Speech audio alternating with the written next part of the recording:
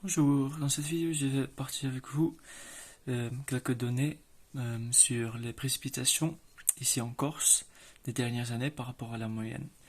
Parce que j'ai découvert que c'est vraiment extrême ce qu'on a observé en fait les 3 dernières années ici en Corse.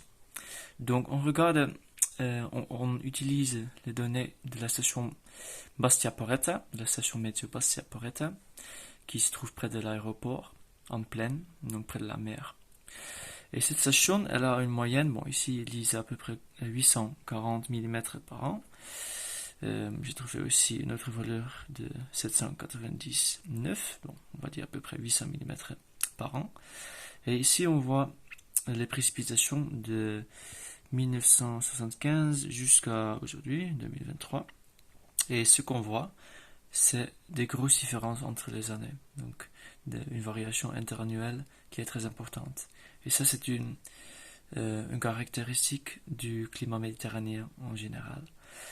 Là, par exemple, là, on voit quelques années où on a dépassé les 1000 mm de pluie par an. Et on a aussi quelques années où on atteint peut-être 600 mm, ou même 500 à peu près. Il faut savoir que, par exemple, les précipitations annuelles aux Pays-Bas sont à peu près 800 mm.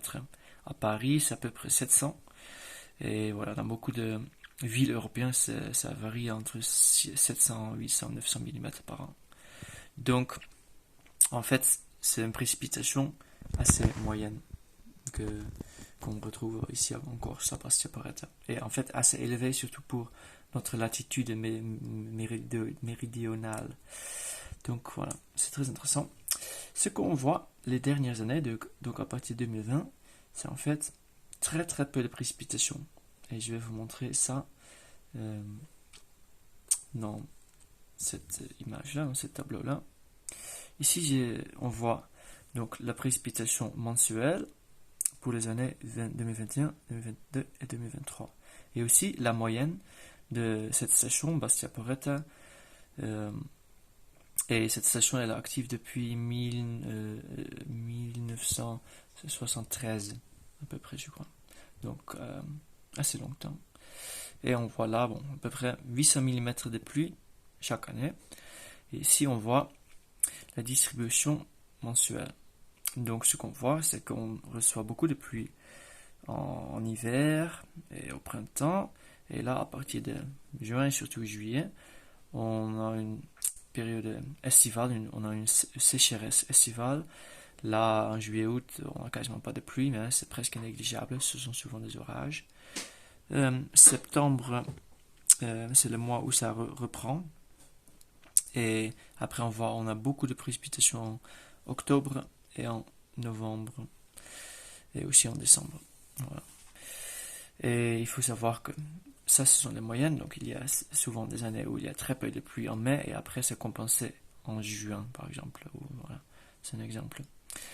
Ce qu'on voit, en fait, je vais vous montrer deux choses différentes. Ce qu'on voit, c'est que la période estivale, ou la période de sécheresse, se prolonge rapidement. Donc là, en moyenne, on parle de 2 mois, juillet-août, qui sont vraiment secs, c'est normal. Et là, ce qu'on voit en 2021, 22 et 23, qu'on a souvent 4 voire 5 mois sans, avec quasiment pas de précipitations. Ici, par exemple, en juin, à partir de mai, on voit déjà qu'on a moins de 50% de la moyenne pour le mois de mai. Après, juin, négligeable. Juillet, apparemment, il y a eu un orage. Moi, au village, j'ai rien eu, je pense. Août, rien. Septembre, rien. Octobre, un petit peu, mais négligeable par rapport à la moyenne. Et après, en novembre, ça revient. Et là, en 2022, l'année dernière, c'était vraiment une année exceptionnelle. On avait déjà eu très peu de pluie en hiver. Voilà. Et là, en juin, rien. Juillet, rien. Août, rien. Septembre, rien. Octobre, rien. Et c'est revenu en novembre, la pluie. Et cette année, bon, c'est pas encore fini, mais on a eu un peu de pluie, ou pas mal de pluie en fait en juin, c'était un peu exceptionnel, quand même un peu moins que la moyenne là, dans la station météo de Bastia Porretta. Après, juillet, très peu de pluie, août, dans les normales, septembre, très peu, octobre, très peu, Et bon, novembre, c'est pas encore fini, hein. Mais pour l'instant, très peu de pluie aussi, mais ça peut encore venir. Donc ça, c'est une chose. Et ça, c'est très problématique avec le changement climatique, parce qu'il fait plus chaud en été, hein, plus de canicules, en général une moyenne des températures en été qui est beaucoup plus élevée par rapport à la normale.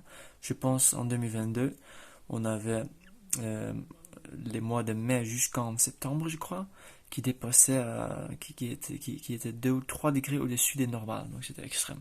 Donc, beaucoup plus d'évaporation pour les cultures, pour la nature, pour les plantes, beaucoup plus de stress hydrologique et pas de compensation dans la forme de précipitations malheureusement.